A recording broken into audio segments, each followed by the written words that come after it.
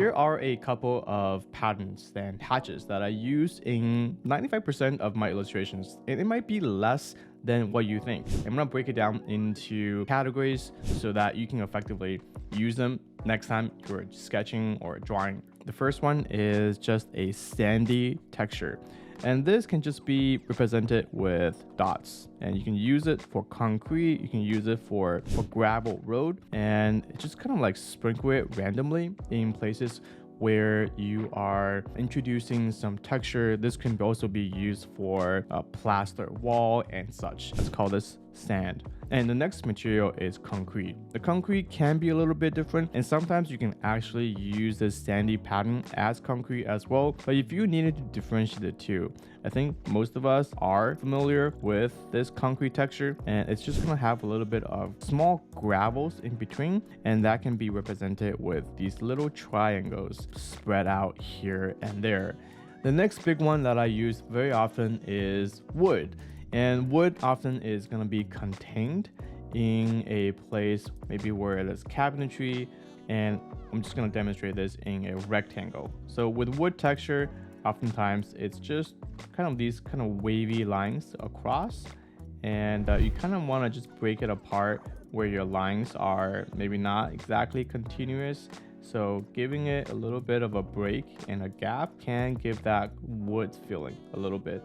So this is how I would do wood most of the time, just kind of with these simple wavy lines, whether it's in the cabinetry or in the floor. And let's call that wood. The next one up is carpet and grass. And this is something that I use for either carpet or grass. And it's very simple. You're kind of just drawing grass like this with little pointy edges and dots in between. And with a carpet, do the same thing. You can cycle between little dots and little pointy areas. You can choose to chain them up a little bit closer together or to space them out. Another pattern that I often use is hatches, and this can be for shading or texture or shadow, but it follows the same principle. So if I am drawing a sort of a wood siding, oftentimes this may be like vertical line, and I will follow that with a parallel line.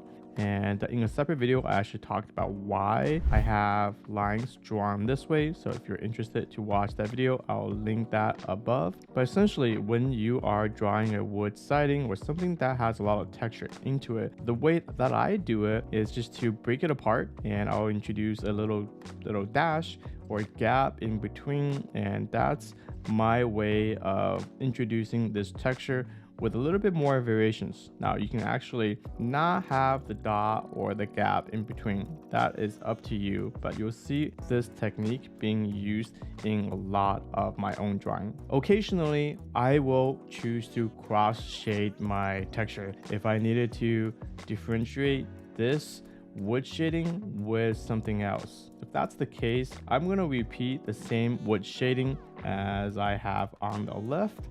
So now we're at this point, we can do to simply add a little bit more density is to hatch the shading the same way as you have the vertical shading. And you can do this with the same thing with a gap or a dash or a dot in between. And when you add a lot of this up, what you're gonna get is an area where it's shaded for shadow or just something other than, if you don't want to confuse it with the shading. You won't see this often in my own drawing. I like to keep my drawing fairly simple, but as an idea, this is another way to shading in your scene.